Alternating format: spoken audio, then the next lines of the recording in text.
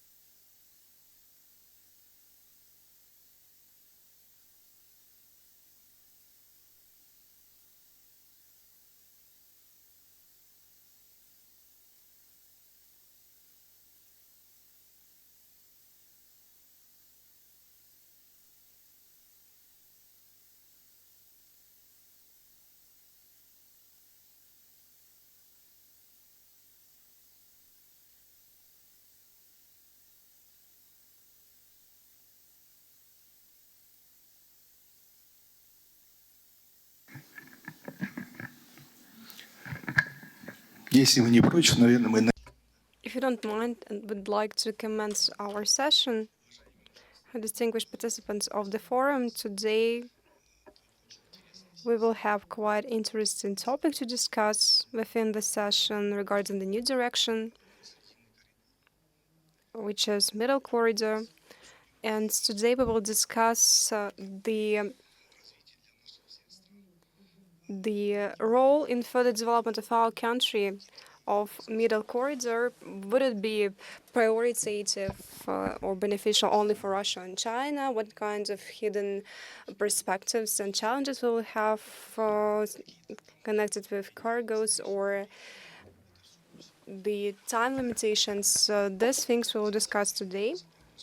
And today we have various experts with us, which will discuss this particular issue from different perspectives. My name is Abeldaev Almas. I'm the director of the Analytical Center, the chairman of the Energy Committee, the director of Energy Aspects of Kazakhstan. Today, once again, we will discuss this issue from different perspectives, discuss the hidden potential. Yesterday, we've had a meeting of ministers of transport of Azerbaijan, Georgia, and Kazakhstan, within which they agreed on the tariffs. Then they discussed the coordinated actions on the decreasing the time in bottlenecks. And our countries have well-established cooperation. We do understand the mutual benefits, and I think that we will move forward in this direction. Probably you know that the international organization which regulates this association is located in Kazakhstan.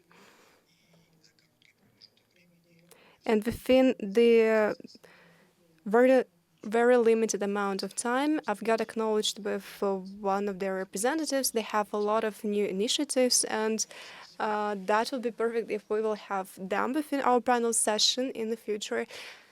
And today we will talk about the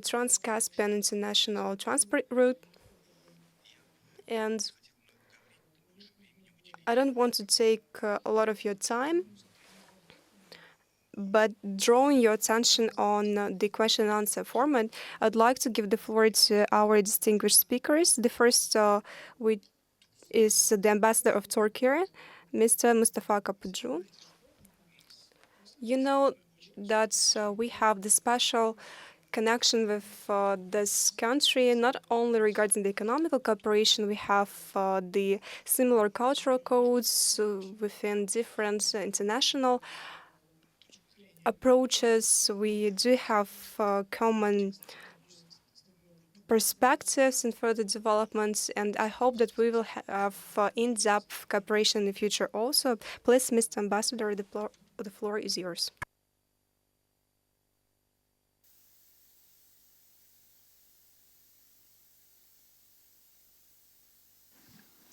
Okay, thanks a lot for giving me the floor. First of all, I would like to extend my thanks to the organizers of this Energy Week. I think the many issues has been extensively covered in the global and regional agenda, and this is the issue for the Middle Corridor, which has also have been on the agenda for many years. I have been working for the Minister of Foreign Affairs almost 35 years, and I have always heard the term Middle Corridor. I mean, since 1990s, Middle Corridor was an important concept that was in the agenda of many countries, and as well as the countries in the Eurasia. But why it became, in the last 5-6 years, is more on the agenda and given more importance to this term, we need to probably analyze the background of the concept of middle corridor or transport corridors or energy corridors. We need to analyze in a way that it should give us, it should enlighten us why this is these days, in the last few years, become more important. I think when we say that, when we say the middle corridor, that many agree that if we want to put into a frame the middle corridor, which extends from China through Kazakhstan, Uzbekistan, Turkmenistan, Azerbaijan, and also Georgia, Turkey, through the west. So this is that how we understand middle corridor is like this, and there's also north and south corridor, which is also a part of it could help the movement of goods to transport to the west. Both cannot be and complements each other actually. But to understand the background of it today, that many scholars recognize that there's a global and political power shift from west to the rest. The rest means is mostly the east. I mean, this power shift makes middle corridor more important for the countries of origin, countries in the region, countries in Europe or in the West as a general. This shift caused a new kind of strategic competition between the major powers like the United States, China, Russia, and the European Union, and the geopolitical and geoeconomic moves of regional middle powers are becoming more prominent approach in the analysis of the large energy transportation projects and initiatives in the world, especially in the Eurasian geography. A country's advantage and disadvantage in terms of location generate political, sociological, and economic dynamics on the international stage, both externally and internally. Developed countries, in addition to their need for underground resources, aspire to dominate trade routes to export their surplus products from high technology and economics of big scale. These developed nations, often pioneers in international competition, establish policies based on national interest at a global scale, specifically revolving around the energy and trade dilemma. In this regard, we can say that developed countries or Western countries, mostly without significant energy resources such as oil, natural gas, which can be catalysts for regional and global conflicts, rely on the countries thousands of kilometers away that possess these resources or act as intermediaries in energy and resource transportation. Furthermore, we can say that the countries on a major trade and transit routes, which have historically influenced global welfare and economic development, are again capturing the big attention recently. The concept actually, the geoeconomics bolstered by the amalgamation of the energy and trade policies is becoming increasingly important from countries actively involved in the world politics. If the middle corridor today are discussed more widely than ever, this is the background we all need to understand better. From a geoeconomic standpoint, in order to put this theoretical framework into a more concrete concept, I can give you some statistics. The Asian continent, covering approximately 1/3 of the world's landmass, is home to strategic trade routes, energy pipelines, abundant underground resources, and geopolitical conflicts.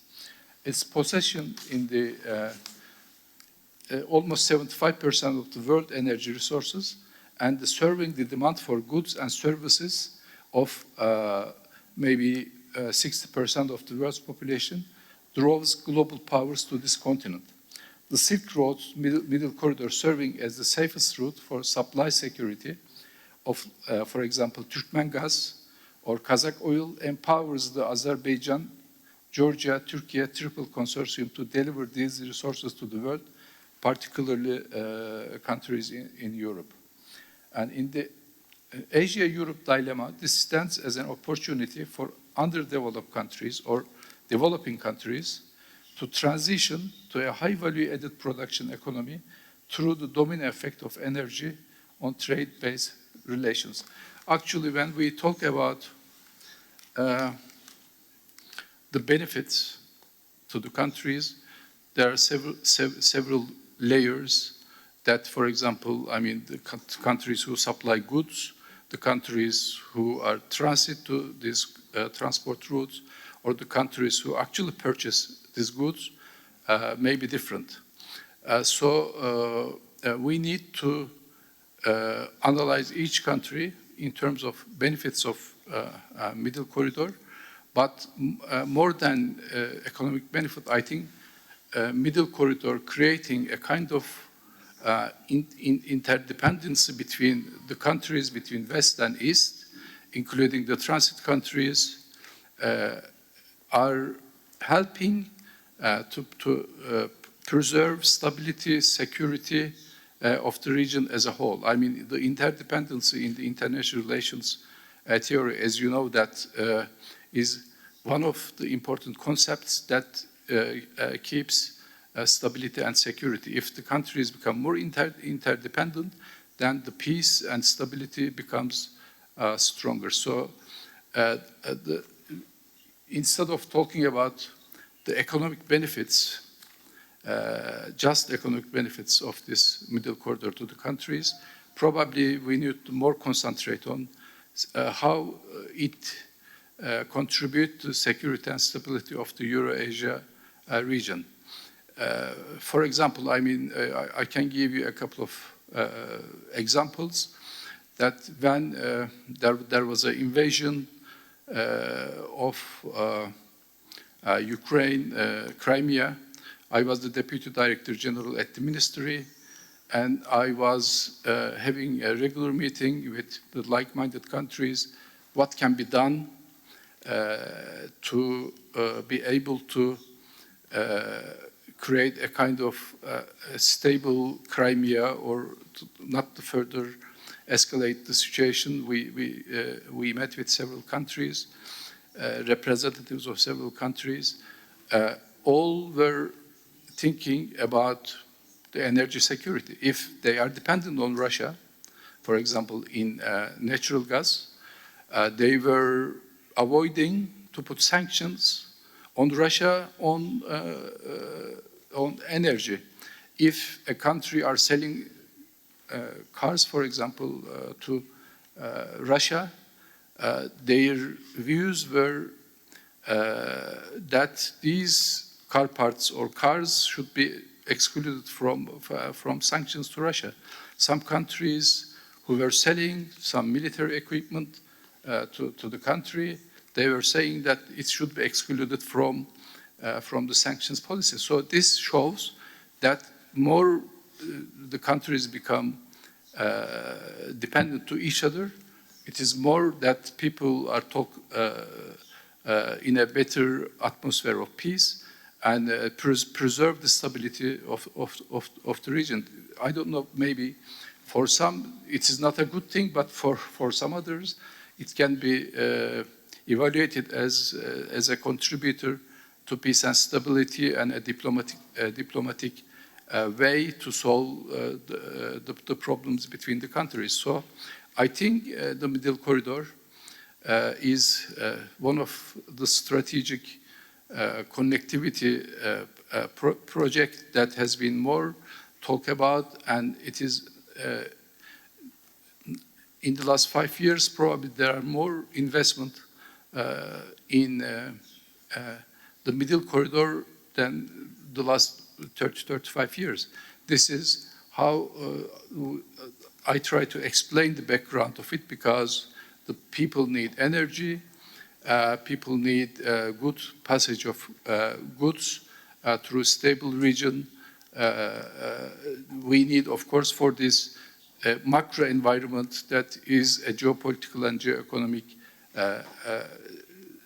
base, and also micro environment that companies need to be convinced to invest more. So we see that companies are investing more to Middle Corridor than ever. That shows that probably the Middle Corridor in the near future are going to become a main trade and energy route, even if the conflict that has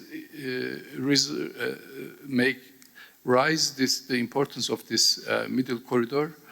Even after this conflict is resolved, that Middle Corridor has probably served the countries involved in a safer and better as a main trade route.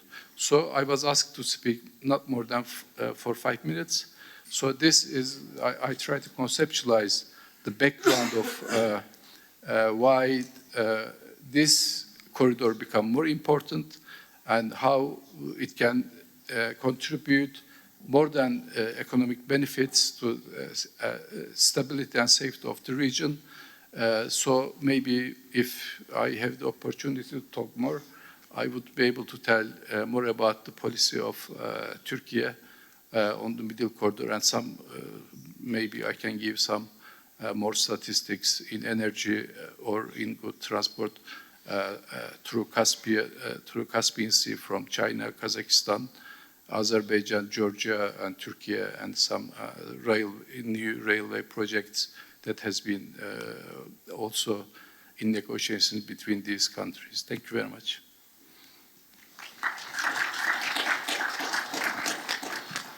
Спасибо вам, господин посол. Thank you, Mr. Ambassador, for your report, which been in a diplomatic form, and I'd like your expression regarding the history of interdependence and interconnection of the countries. That is some kind of repetition of the Chinese thesis on the history of uniform spirit or destiny.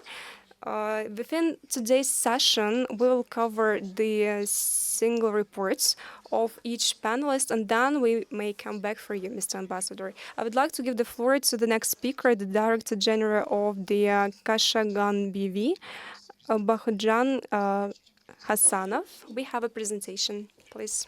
The first slide, if possible. As you know, distinguished participants of this panel session, this year Kazakhstan relaunched the oil transportation throughout the Middle Corridor, and this year it will cover 1.5, 1.8 millions per year. The project is in the stage of implementation. It's quite useful and it has its own economical effects, but in this direction, we have several limitations. So the first constraint is the infrastructural capacity. So actually, the maximum put through is up to 5 million tons. And the second constraint has to do with the transportation expenses. So, for instance, compared with the major competitor, which is CPC, unfortunately, we have much weaker positions within the development of oil and gas sector in Kazakhstan and Kashagan. We need additional routes for transportation. And actually, we are about to the construction of pipeline at Rau in order to connect it to Baku, Tbilisi, Ceyhan. And in this project, the put-through capacity is planned from 20 million and higher. And this is a key component that is going to be contributing to infrastructure of the middle corridor.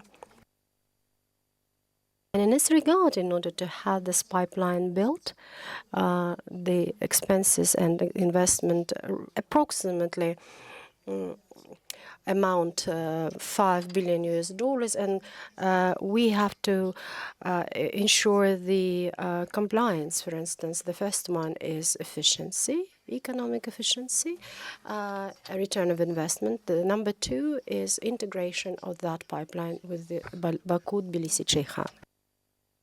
Why is it so beneficial for the pipeline in particular? In accordance with the estimations that we made in the midterm perspective, while reducing the transportation volumes, there could be the risks that have to do with the safety, operation safety of the pipeline, and actually the construction of our pipeline actually enables us to have stable load of the pipeline, and in the long run, it may actually lead to expansion of operations up to 15/20 years, which is very beneficial for the shareholders of Baku, Tbilisi, Ceyhan, and this is going to be leading to additional income from that pipeline. But on the other hand, in general, we will have additional export capabilities available for our clients, and two conditions need to be provided. So number one is commercial expediency to construct the Kazakh part of the pipeline, and the second condition is to ensure competitiveness and competitive, comparable transportation expenses.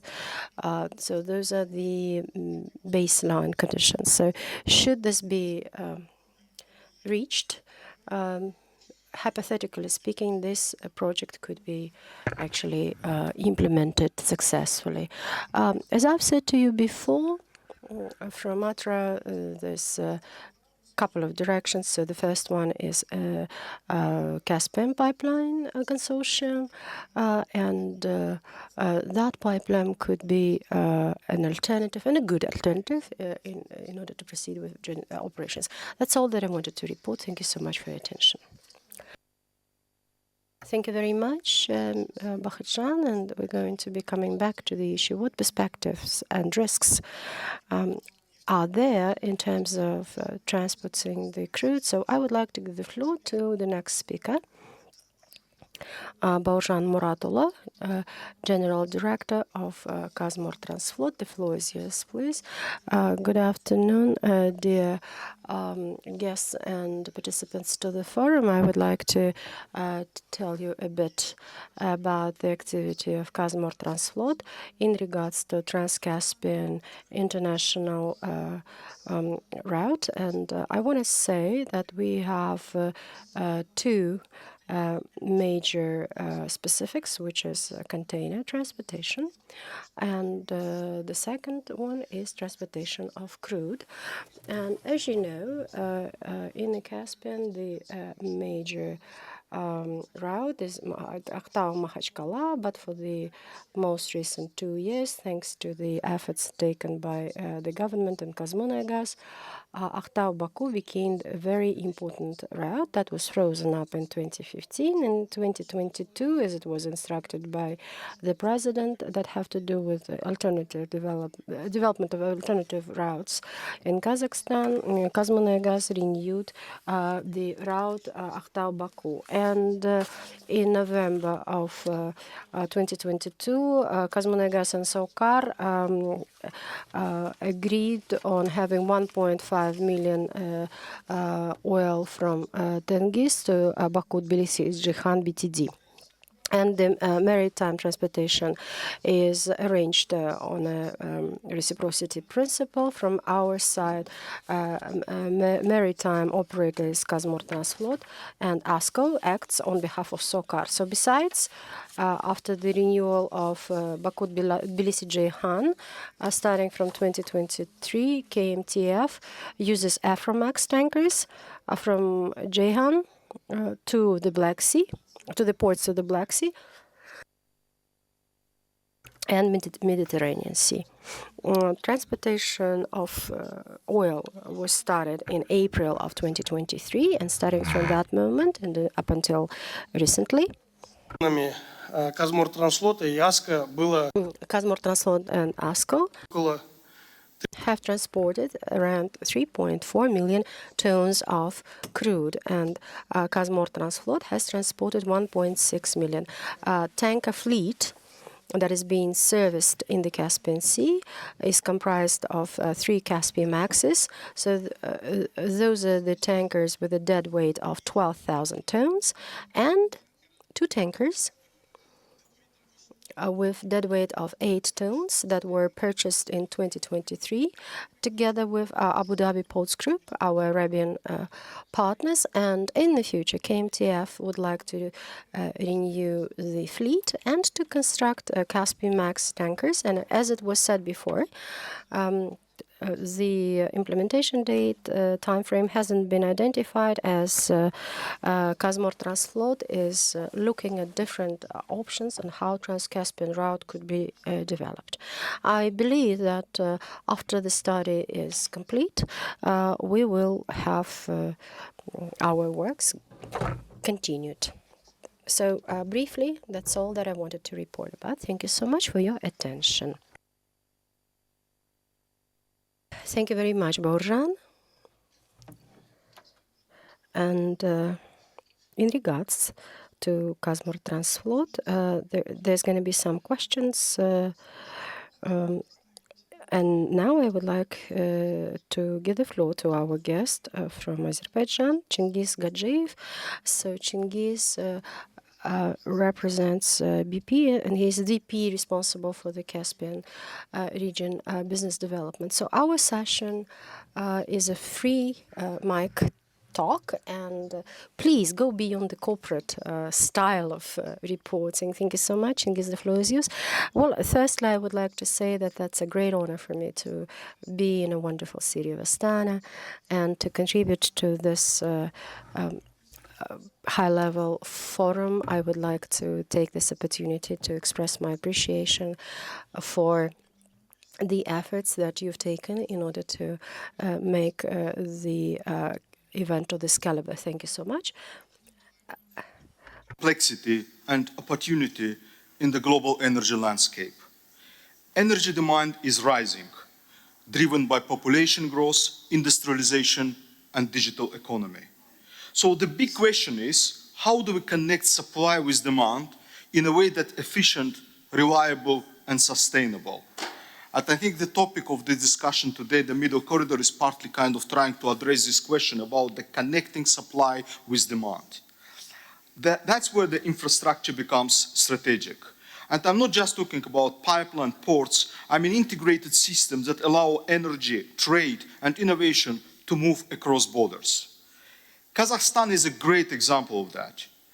Its multi-vector diplomacy and infrastructure investments are helping build cooperative ecosystem across Eurasia.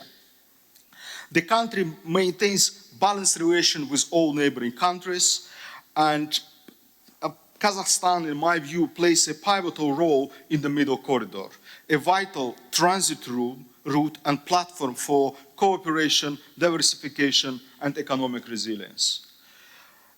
Kazakhstan diversification of energy exports routes through CPC, Kazakhstan-China, and also cross-sea links to BTC, which my colleagues talked before. So it's not a theoretical concept, and as a representative of BP, I would like specifically say a few words about the two big projects BP is proud to be part of. The Baku-Tbilisi pipeline, Baku-Tbilisi-Ceyhan, pipeline. It was launched in 2006, and it's a 1,768 kilometer pipeline, which transported total, for the period since its launch, around 4.6 billion barrels, more than 600 million tons. That's a kind of equivalent of 6,000 tankers. And what's important that it's not just Azerbaijani oil, it's also oil from the other part of the Caspian, including oil from Kazakhstan. And the colleague talked about recently about the recent agreement between Kazmunaygas and SOCAR. So basically with this agreement, we expect even more oil will be transported from Kazakhstan, cross Caspian, and then into the Baku-Tbilisi-Ceyhan pipeline to the European and world markets. The other big project is a Southern Gas Corridor. The Southern Gas Corridor is 3,500 kilometers in length. It consists in 3 pipelines. It's a South Caucasus pipeline, which goes through the territory of Azerbaijan and Georgia, and then a Trans-Anatolian pipeline, which goes through the territory of Turkey, and then a Trans-Adriatic pipeline, which goes through the territory of Greece, Albania, and Italy, with some interconnectors, for example, going to Bulgaria. The annual capacity of this pipeline is 25, 16, and 10 BCMA, respectively. BP is proud, as I said, BP is proud to have a central role in this project, being major shareholder and also the operator of some of those pipelines.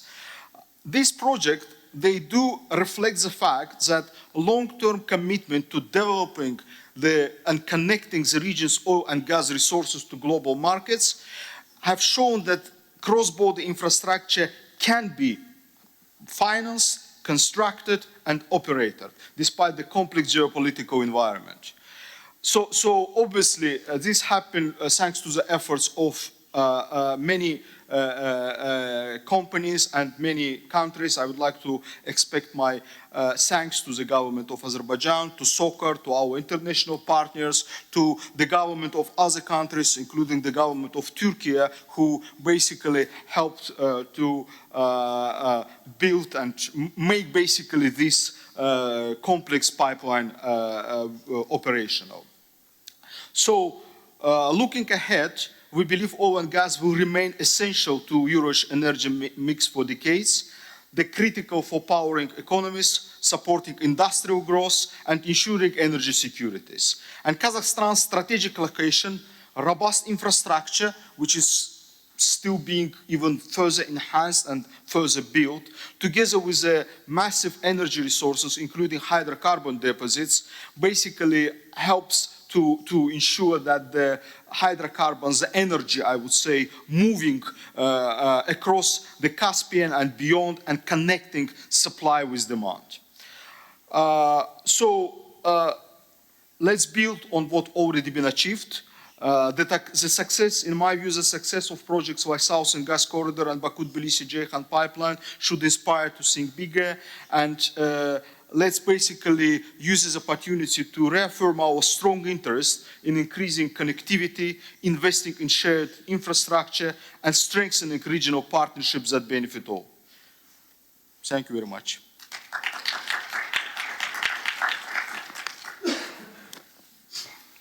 Спасибо вам, Чингис, за ваш обзор. Thank you very much, Cengiz, for your review.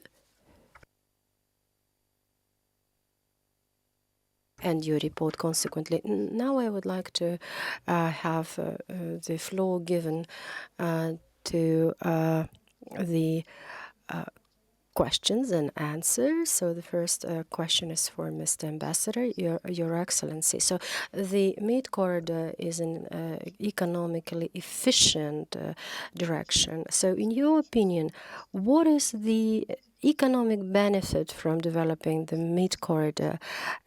What potential do you see in order to transport more cargo through this corridor, please, sir? Okay, thank you very much.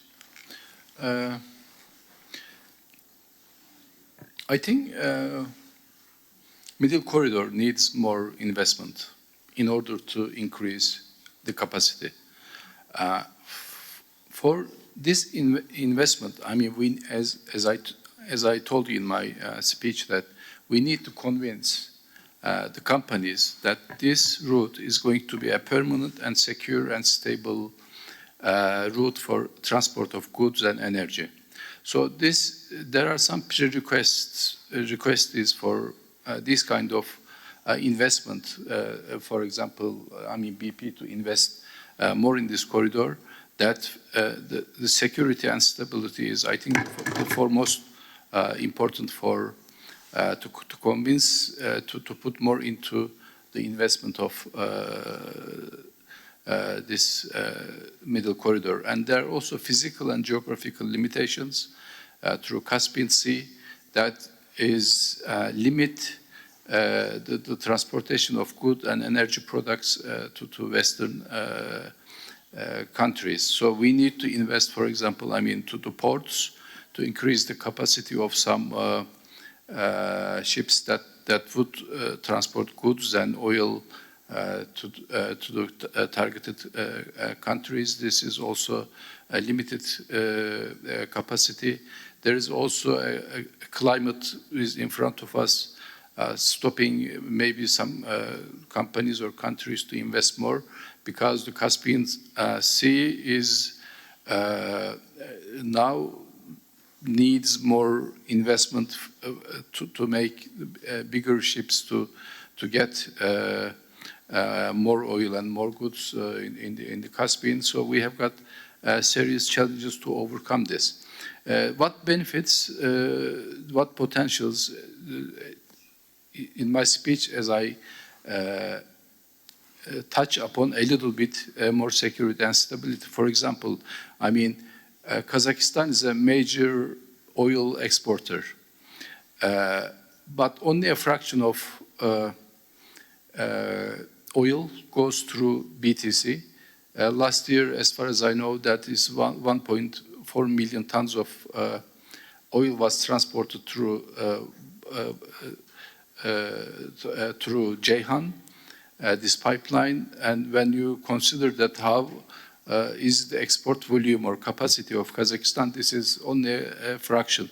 So energy supply security is more important than having an economical benefit. If something happens to one route, you need to have a plan B to be able to export your oil and energy through another route. So it's important, it is more important for example, Kazakhstan to create a kind of a new optional route which has more capacity, maybe as I said, increasing the capacity of the ports in Caspian Sea are going to make it more valuable for Kazakhstan to export oil through BTC pipeline. And another thing, the goods of transports, I think last year it was around 2 million, up to 2 million tons of goods were transported through Caspian Sea. Now there is a goal to be realized until 2030 to increase it to 10 billion tons. Again, as I said, that there are some limitations because of the capacity that Caspian Sea can handle through Azerbaijan, Georgia, Turkey, and the West. So we need to increase it. Georgia, the benefits for countries, as it's in your question, that each country has got different economic benefits and potential benefits from this middle corridor. For example, China. I mean, China is the supplier of goods to the West. I mean, they are investing a huge amount of money through Belt and Road project, through also this middle corridor. And Kazakhstan is a major oil exporter. They have benefits to export, to have another option to export their oil to the world markets. And Azerbaijan is an oil exporter, as our colleague at the panel said, that is 4 billion tons of oil exported through BTC pipeline. And Georgia is a transit country and getting transit revenues from this kind of trade. And also Georgia is trying to make another option through Black Sea to European countries to have another route, not passing through Turkey, through Black Sea to Romania or Bulgaria. But I would like to here underline that the Black Sea can be an option, but I think the main route should go through Turkey because it's the safest and fastest trade route, considering that the conflict between Russia and Ukraine is make this the sea corridor is more fragile. So the potentials are huge, but as I said, there are two layers of investment conditions if we want to make it more feasible. One is geopolitical and geo-economical conditions should be right. I mean, having said this, I can tell you that what conditions that companies are looking for and what micro conditions has to be created. First of all, the security and stability of the countries that the companies are going to import. And secondly, oil, gas resources that is already plenty of reserves here. And functional of oil gas realization platform, the market is there. And as I said, another layer is a micro layer, which we can say that, for example, we need a buyer, the buyer is there. Pipeline route determination, technical feasibility for companies has to be economically feasible for this. The organization of company operating the pipeline on a daily basis, the operator is an important element also to make it more sustainable route.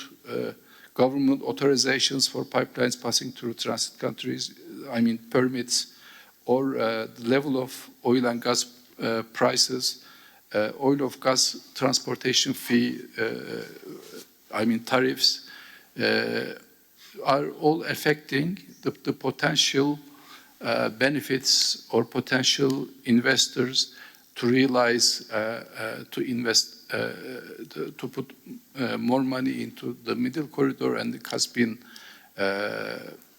route. So, as I said, the main benefit of this is creating more stability, more economic benefits, more security to the region, making countries more interdependent to each other. So that's a good thing, but we need to realize it, to realize the potential a little bit more. We need to create the conditions for the companies who want to invest into this corridor. Thank you very much.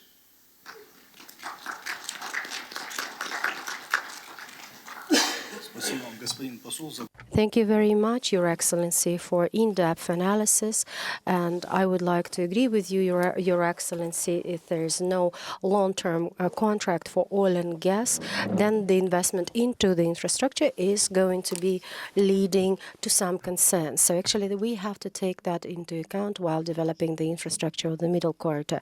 And by the way, I just wanted to add on my own, in fact, I believe that one of the necessary necessary conditions of middle corridor operations is no tension between China and Europe, as the middle corridor is the continuation of one Belt One Road project, and actually perfect relationships between the two trade partners, China and EU, is the key.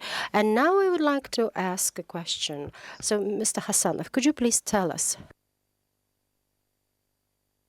Bahajan, you have mentioned that the mid-corridor may not be a competitive alternative to Trans-Caspian pipeline. However, could you please tell us about the constraints of oil transportation? Can we have more oil transported via middle corridor in long-term run? As I've said previously, the long-term run provides for constructing a pipeline that would link our major terminal, which is Atarau, with Baku, Tbilisi, Ceyhan. There's no other recipe. And this matter, actually, is the key in order to have a long-term solution for the issue of the middle corridor. And what we need to ensure is that there's going to be a stable operations of that pipeline, taking into account the fact that we do have another alternative pipeline, the Caspian Pipeline Consortium, and actually it has ensured the return of investments, and it is quite flexible in terms of providing competitive conditions for the clients. And the competitive conditions actually may be used in order for us to be able to construct the pipeline. So there's two conditions to construct it. So number one is commercial expediency of constructing Kazakh part. I'm talking about the tariffs in Kazakhstan. And the second part, the second condition, is total transport costs and netback.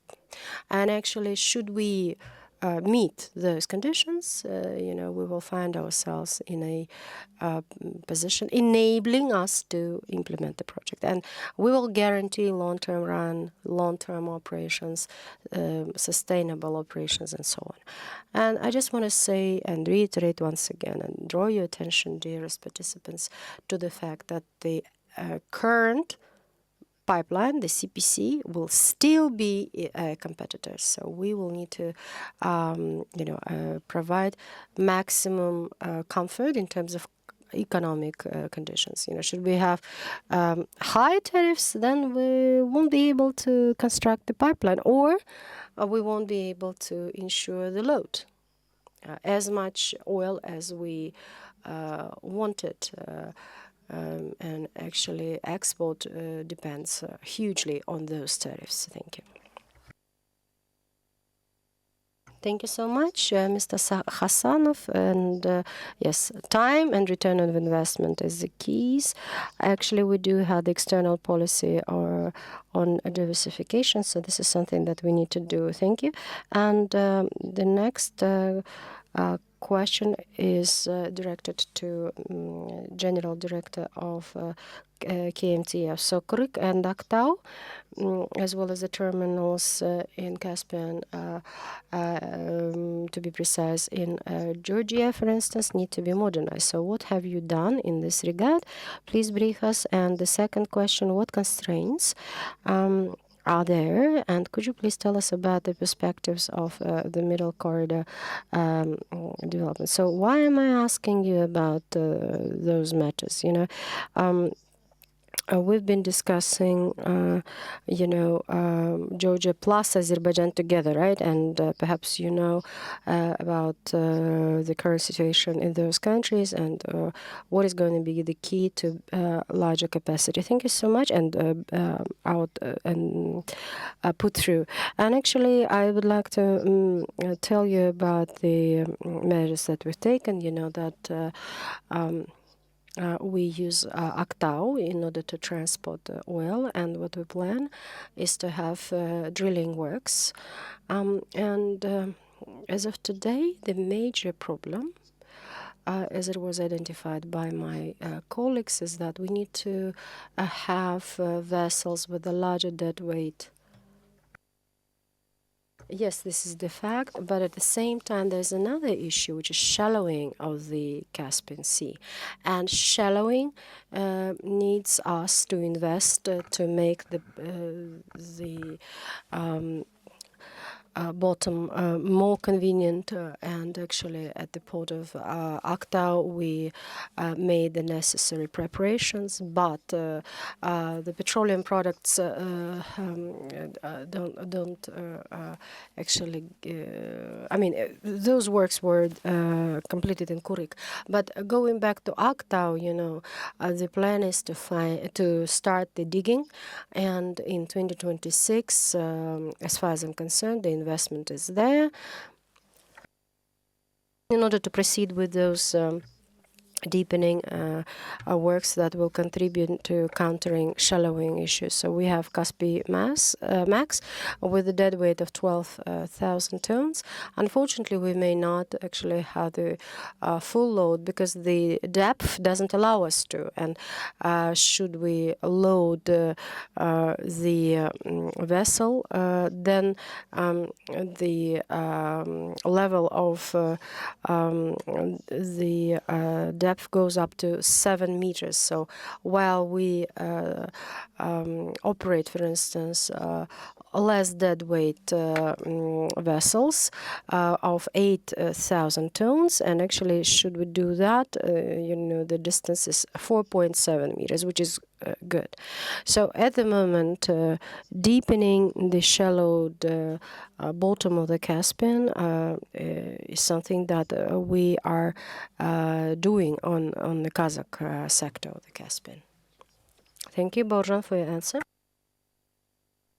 So in fact, you will need to have the guarantees on return on investment into the infrastructure, right? So I think that you have some forecasts and you analyze how much you need to invest in order to address the shallowing issue, for instance, and how much freight is going to be transported from China. So the return of investment is the key. So 80 million, for instance, is needed to counter the shallowing. In regards to infrastructure and ports, this question isn't going to be our competence. Our colleagues from other organizations deal with the matter. We just do have an access to the information. And our company is the National Maritime Company, and we are responsible for transportation, maritime transportation. So what we do is under Trans-Caspian route, what we do, we are responsible not only for transportation, but also we deal with containers, dry freight, and I'd like to say that, yes, indeed, we keep working in this regard, and Kazmortransport has been developing those initiatives as well, and our partners and us are concentrating our works on container transportation, and the instruction of the president was to purchase the vessels enabling container transportation, and by the end of 2027 we will have 2 more container vessels.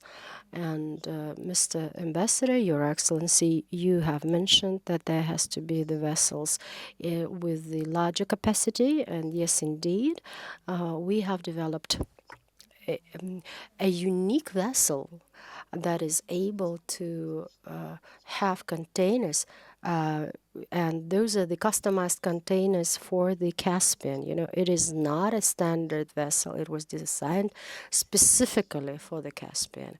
And so number one, the dead weight, the loaded heights were taken into account, and the larger capacity of containers was taken into account. Thank you so much, Borjan,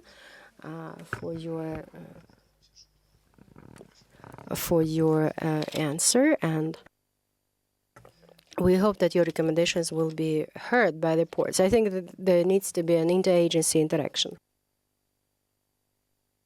The next question is for Chingiz Gadjeev, our guest from Azerbaijan. Could you please share your opinion in regards to the strategic reasons leading BP to invest in the Caspian, and how could this refer to the Middle Corridor, please?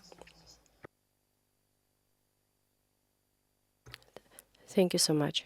Before I kind of go into the specifics of the Caspian region, a few kind of the macroeconomic factors which define the strategy of the company and which define the policy in the Caspian region. First of all, we all recognize that energy demand is going to grow. I think we've seen it during some of the presentations today at the OPEC session and some other session. Energy demand is to grow. The people will need more energy, will need easy access to this energy, will need a security of supply, and will need an affordable energy. The second element of that is that certainly there is a strive to go for renewable energy, to decarbonization, but it's going to take some time. The pace of that transition is not certain. So basically, what is clear is that both oil and gas will be needed for decades, right? So from this perspective, and looking at the BP's position in the region and in Azerbaijan particularly, I talked earlier about the two big pipelines, one being oil pipeline, another being gas pipeline, but it's not just about pipeline. BP is the operator of two major fields in Azerbaijan. One is the oil field, Azeri-Chirag-Gunashli, and the second is the gas field, the Shagdanis field. So basically, BP was part of the consortiums which brings these two major projects to the reality. So, but development of upstream is one part. What is important is tying it to the world markets, and we talked about the pipelines which we talked, and we talked about generally, my colleagues talked about the middle corridor concept and how we can basically connect the resources of supply to the demand part. So there is a concept of the energy trilemma, which is being used quite often recently. It talks about the security of supply, it talks about affordability of supply, and it talks about sustainability.